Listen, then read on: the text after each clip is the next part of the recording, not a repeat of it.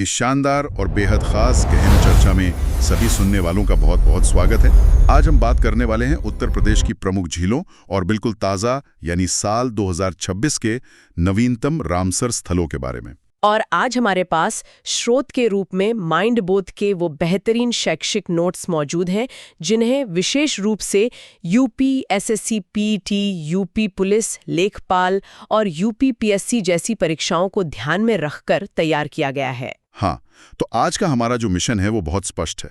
इन सारे महत्वपूर्ण भौगोलिक तथ्यों को एक डॉक्यूमेंट्री जैसी कहानी में पिरोना है, ताकि जो भी छात्र दिन रात परीक्षा की तैयारी कर रहे हैं उन्हें ये तथ्य रटने ना पड़े। सही बात है। अक्सर छात्र इन्हें रटने की कोशिश करते हैं, पर इस चर्चा को सुनते सुनते ही ये सारे तथ्य उनके दिमाग में छप जाएंगे। प्रतियोगी परीक्षाओं के दृष्टिकोण से देखा जाए तो ये 100% अंक दिलाने वाला बेहद स्कोरिंग विषय है। एकदम स्कोरिंग। जी, झीलों और रामसर साइट से जुड़े सवाल लगभग हर परीक्षा के प्रश्न पत्र में छपे ही होते हैं। पर आज हमारी कोशिश सिर्फ ये जानने की नहीं होगी कि कौन सी झील कहाँ है, बल्कि हम इस बात पर भी जोर देंगे कि वो वहीं क्यों है और उसका निर्माण कैसे हुआ, क्योंकि जब तथ्यों के पीछे की कहानी समझ में आ जाती है तो उन्हें याद रखना बहुत आसान हो जाता है। तो चलिए फिर इसे विस्तार से समझते हैं। बिल्कुल, शुरू करते हैं। सबसे पहले अगर हम झील शब्द की बात करें तो दिमाग में एक बहुत ही शांत नीले पानी और खूबसूरत वादियों का दृश्य उभरता है। सरल शब्दों में कहें तो झील पानी का एक ऐसा स्थिर जल निकाय है जो चारों ओर से भूमि से घिरा होता है। जी, लेकिन माइंड बोध के नोट्स को देखते हुए एक बात तो साफ है कि ये सिर्फ कुदरत का करिश्मा नहीं है। क्या हम झीलों को सिर्फ एक प्राकृतिक पानी के गड्ढे के रूप में देख सकते हैं? नहीं, बिल्कुल नहीं।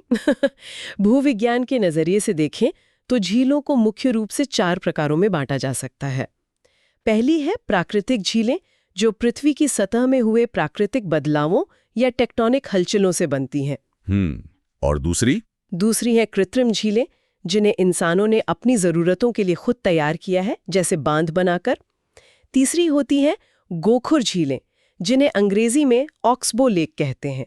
और चौथी हैं बाढ़कृत झीलें यानी फ्लड प्लेन लेक्स, जो नदियों में भारी बाढ़ आने के बाद निचले इलाकों में बचे हुए पानी से निर्मित होती हैं। उत्तर प्रदेश की भौगोलिक विविधता इतनी ज्यादा समृद्ध है कि यहाँ ये चारों ही प्रकार की झीलें बड़ी आसानी से देखने को मिल जाती हैं।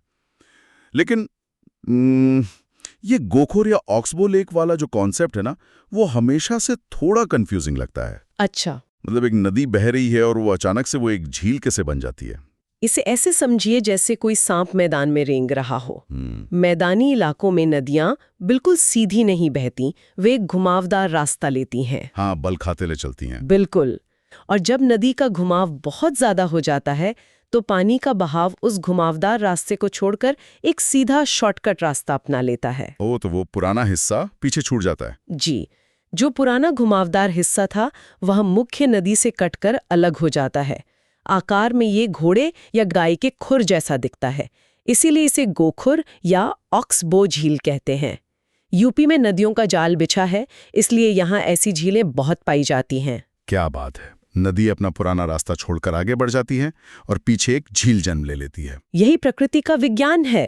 अच्छा, अगर कृत्रिम झीलों की बात करें तो नोट्स में सोनभद्र जिले के पिपरी नामक स्थान का जिक्र है।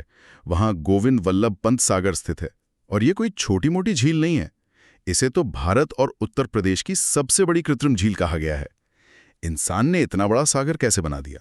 देखिए, ये इंसान की इंजीनियरिंग का एक बेजोड़ नमूना है। गोविंद वल्लभ पंत सागर असल में रिहंद नदी पर बनाए गए रिहंद बांध के पीछे का एक बहुत विशाल जलाशय है। मतलब बिजली बनाने के लिए? हाँ, पन बिजली पैदा करने के लिए और लाखों हेक्टेयर खेतों की सिंचाई के लिए भी। नदियों के बहाव को बड़ी बड़ी कंक्रीट की दीवारों से रोका जाता है और उसी रोके गए पानी से इतने बड़े जल निकाय का निर्माण होता है। ये तो हुई इंसान की ताकत की बात, लेकिन अगर हम कुदरत के विशाल रूप को देखें तो गोरखपुर जिले का रामगढ़ ताल एक बेहतरीन उदाहरण नजर आता है। रामगढ़ ताल बहुत ही प्रसिद्ध है। हाँ, 678 हेक्टेयर में फैली ये प्राकृतिक झील है। और रामगढ़ ताल का निर्माण उसी प्रक्रिया से हुआ है जिसकी हमने अभी बात की थी, नदियों का मार्ग बदलना। यह राप्ती नदी के मार्ग परिवर्तन के कारण बनी एक प्राकृतिक झील है। और मजे की बात यह है कि आज के समय में इस रामगढ़ ताल का सुंदरीकरण इतना शानदार कर दिया गया है कि लोग इसे पूर्वांचल का मरीन ड्राइव कहने लगे हैं। यह एक जीता जागता उदाहरण है कि कैसे एक भौगोलिक संरचना किसी शहर का सबसे बड़ा पर्यटन केंद्र बन सकती है। इसके अलावा एक तथ्य जिसने मुझे सबसे ज्यादा चौंकाया वो पीलीभीत जिले की फुलर झील से जुड़ा है। इसे गोमत ताल भी कहते हैं। मैंने हमेशा ये सुना था कि नदियां पहाड़ों से या ग्लेशियरों से निकलती हैं, लेकिन फुलर झील की कहानी तो कुछ और ही है। यही वो अति महत्वपूर्ण तथ्य है जो परीक्षाओं में बार बार पूछा जाता है। फुलर झील इसलिए इतनी खास है क्योंकि इसी झील से गोमती नदी का उद्गम होता है। गोमती नदी एक झील से निकलती है? जी हाँ, गोमती नदी किसी पहाड़ या बर्फ के पिघलने से नहीं, बल्कि मैदानी इलाके की एक झील से जन्म लेती है। भूगोल की दुनिया में यह बहुत ही अनोखी बात है कि एक मैदानी झील इतनी बड़ी नदी को जन्म दे रही है जो आगे चलकर लखनऊ और जौनपुर जैसे बड़े शहरों की जीवन रेखा बनती है। मतलब हर झील के अंदर एक नदी का इतिहास या उसका भविष्य छुपा हुआ है। बिल्कुल सही पकड़ा। अब अगर हम वन्यजीव संरक्षण की तरफ चलें तो यहाँ बार बार एक शब्द आता है, रामसर साइट। जैसे संत कबीर नगर जिले की बखीरा झील को रामसर स्थल का दर्जा प्राप्त है। जी, 1 मिनट के लिए रोकते हैं। परीक्षा की तैयारी करने वाले हर छात्र को ये रटना पड़ता है, पर असल में ये रामसर साइट का टैग है क्या? ये इतना महत्वपूर्ण क्यों है? ये बहुत ही बुनियादी और जरूरी सवाल है। रामसर असल में ईरान देश का एक शहर है। साल 1971 में वहां दुनिया भर के पर्यावरणविदों ने एक अंतर्राष्ट्रीय संधि पर हस्ताक्षर किए थे। मतलब वेटलैंड्स को बचाने के लिए? हाँ, दुनिया भर के आर्द्र भूमियों यानी वेटलैंड्स को बचाने के लिए। वेटलैंड्स को अक्सर धरती की किडनी कहा जाता है।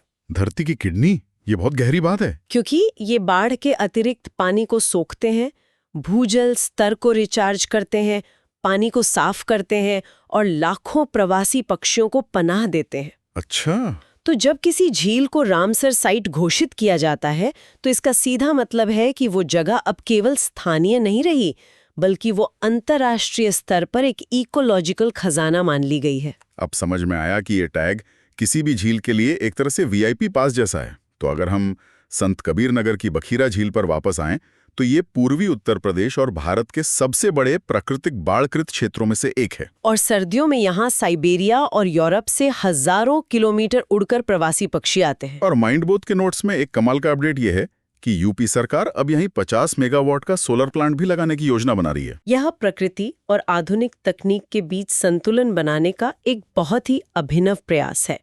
पारिस्थितिकी तंत्र को नुकसान पहुंचाए बिना वहां स्वच्छ ऊर्जा का उत्पादन करना भविष्य की एक बहुत बड़ी जरूरत है। बिल्कुल।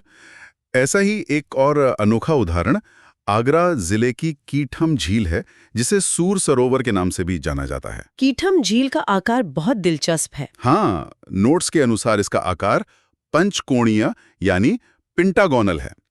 लेकिन जो बात मुझे थोड़ी अजीब लगी वो ये है कि ये झील आगरा दिल्ली हाईवे यानी नेशनल हाईवे 19 के बिल्कुल करीब स्थित है। हाईवे के इतने पास होने पर भी ये पक्षियों की अनगिनत प्रजातियों का घर है।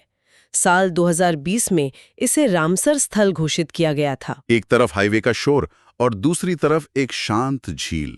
और सबसे खास बात यह है कि इसी झील के पास भालुओं के संरक्षण के लिए एक स्लॉथ भालू बचाव केंद्र भी मौजूद है। एक व्यस्त राजमार्ग के पास इतने महत्वपूर्ण वन्यजीव और भालू संरक्षण केंद्र का सफलतापूर्वक चलना यह दर्शाता है कि मानव विकास और वन्यजीव संरक्षण दोनों साथ साथ चल सकते हैं। वाकई। अच्छा, हमने थोड़ी देर पहले गोखोर यानी ऑक्सबो झीलों की बात की थी। बलिया जिले का सुरहा ताल इसका एक बहुत ही शानदार उदाहरण है। बिल्कुल, गंगा नदी के मार्ग बदलने से सुरहा ताल का निर्माण हुआ था। आज इसे जयप्रकाश नारायण पक्षी विहार के रूप में भी जाना जाता है। सुरहा ताल के अलावा गोखुर झीलों में गोंडा जिले की पार्वती अर्गा झील का नाम भी बहुत प्रमुखता से आता है। पार्वती अर्गा की कहानी इसलिए खास है क्योंकि ये कोई एक झील नहीं है, बल्कि 2 गोखुर झीलों का एक जुड़ा हुआ समूह है। इसे 2019 में रामसर साइट का दर्जा दिया गया था। यहाँ एक बहुत महत्वपूर्ण तथ्य यह है कि ये झील गंभीर रूप से लुप्त प्राय हो चुके सफेद दुम वाले गिद्धों की शरणस्थली है। गिद्ध हमारे पर्यावरण के सफाई कर्मी हैं और उनका बचना हमारे पूरे इकोसिस्टम के लिए बहुत जरूरी है। जब पक्षियों और खूबसूरती की बात हो रही हो तो इटावा जिले की सरसई नावर झील का जिक्र किए बिना तो हम आगे बढ़ ही नहीं सकते। मानसून के मौसम में जब ये झील पूरी तरह से गुलाबी कमल के फूलों से भर जाती है तो वो नज़ारा अद्भुत होता है। और उन गुलाबी कमलों के बीच आपको भारत के सबसे ऊंचे उड़ने वाले पक्षी सारस क्रेन दिखाई देंगे। सारस क्रेन? जी, सरसई नावर झील सारस क्रेन का एक बहुत ही प्रमुख संरक्षण स्थल है। इसे भी 2019 में रामसर सूची में शामिल किया गया था। ये सारस क्रेन हमेशा जोड़ों में रहते हैं। यहाँ तक हमने भूगोल और रामसर के विज्ञान की बात की, लेकिन अब रुख करते हैं उस जगह का जहाँ भूगोल की मुलाकात इतिहास से होती है। बहराइच जिले की चित्तौरा झील की कहानी इतिहास के पन्नों में बहुत गहरे तक दर्ज है। चित्तौड़ा झील, जिसे अष्टावक्र झील भी कहा जाता है, ये कोई साधारण जल निकाय नहीं है, बल्कि एक ऐतिहासिक युद्ध भूमि रही है। 11वीं सदी में महाराजा सुहेलदेव और गाजी सैयद सालार मसूद के बीच यहीं पर एक भयंकर ऐतिहासिक युद्ध हुआ था। ये झील उस दौर की गवाह है। और भौगोलिक रूप से भी ये महत्वपूर्ण है, क्योंकि यहीं से टेढ़ी, या जिसे कुटिला नदी कहते हैं, उसका उद्गम होता है। सोचिए, आज जो जगह एकदम शांत दिखती है, उसने कभी तलवारों की खनक सुनी होगी। इतिहास के ऐसे ही एक और पन्ने को पलटे तो महोबा जिले का मदन सागर सामने आता है। ये झील लगभग 1000 वर्ष पुरानी है। और चंदेल वंश के राजा मदन वर्मन ने इसका निर्माण ग्रेनाइट पत्थरों का उपयोग करके करवाया था। बिना आज के आधुनिक मशीनों के 1000 साल पहले बुंदेलखंड के पथरीले इलाके में ग्रेनाइट के विशाल पत्थरों को तराश कर एक झील का निर्माण करना, ये उस दौर की वास्तुकला का एक चमत्कार है। चंदेल राजा जल संरक्षण के महत्व को बहुत अच्छी तरह समझते थे। इसी तरह झांसी का बरुआ सागर ताल भी इतिहास का एक खजाना है। इसका निर्माण ओरछा के राजा उदित सिंह ने करवाया था। और इस ताल के पास ही गुप्त काल का प्रसिद्ध जरई का मठ मंदिर स्थित है। ये जगह भूगोल और पुरातत्व का एक बेहतरीन संगम है। ऐतिहासिक झीलों की बात हो रही हो और हम कानपुर नगर की मोती झील को भूल जाएं, ऐसा कैसे हो सकता है? इसकी कहानी तो पूरी तरह से एक कायाकल्प की कहानी है। ब्रिटिश राज के दौरान मोती झील वाले इलाके को पीने के पानी के जलाशय और एक सेप्टिक टैंक के रूप में इस्तेमाल करने के लिए बनाया गया था। लेकिन समय के साथ इसका ऐसा सुंदरीकरण हुआ कि आज इस मोती झील को कानपुर के फेफड़े यानी लंग्स ऑफ कानपुर के नाम से जाना जाता है। ये एक बहुत ही सकारात्मक उदाहरण है कि कैसे एक शहर अपने पुराने जल निकायों को बचाकर उन्हें एक शुद्ध पर्यावरण केंद्र में बदल सकता है। इसी कड़ी में अलीगढ़ की शेखा झील का भी नाम आता है, जो एक मीठे पानी की झील है और इसे पक्षी अभयारण्य के रूप में विकसित किया जा रहा है। और साथ ही उन्नाव जिले की नवाबगंज झील, जिसे अब शहीद चंद्रशेखर आजाद पक्षी विहार के नाम से जाना जाता है। ये सभी उदाहरण हमें बताते हैं कि ये झीलें सिर्फ पानी से नहीं भरी हैं, बल्कि ये हमारे इतिहास, संस्कृति और जीवन से लबालब हैं। बिल्कुल। लेकिन अब हम इस गहन चर्चा के उस हिस्से की ओर बढ़ रहे हैं जिसका इंतजार प्रतियोगी परीक्षा की तैयारी कर रहे हर एक छात्र को होगा। हम बात कर रहे हैं 2026 के बिल्कुल ताज़ा ट्रेंडिंग टॉपिक यानी रामसर स्थलों के नवीनतम अपडेट की। रामसर साइट्स को लेकर आंकड़े लगातार अपडेट हो रहे हैं। 2026 तक के नवीनतम डेटा के अनुसार अब पूरे भारत में कुल 98 रामसर साइट्स हो गई हैं। 98 रामसर साइट्स? जी। और राज्यवार बात करें तो तमिलनाडु सबसे आगे है, लेकिन वर्तमान में उत्तर प्रदेश में कुल 11 रामसर साइट्स मौजूद है।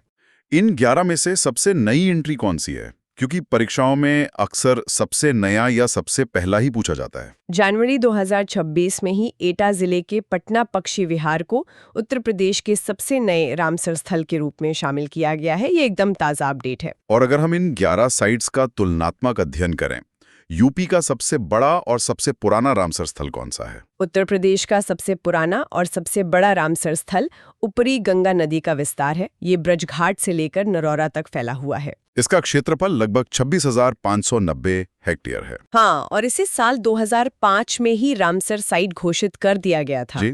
इसके ठीक विपरीत यूपी का सबसे छोटा रामसर स्थल इटावा की वही सरसई नावर झील है, जिसका क्षेत्रफल मात्र 161 हेक्टेयर के आसपास है। क्या गजब का कॉन्ट्रास्ट है। एक तरफ 26,000 हेक्टेयर से ज्यादा का विशाल फैलाव और दूसरी तरफ मात्र 161 हेक्टेयर की छोटी सी झील।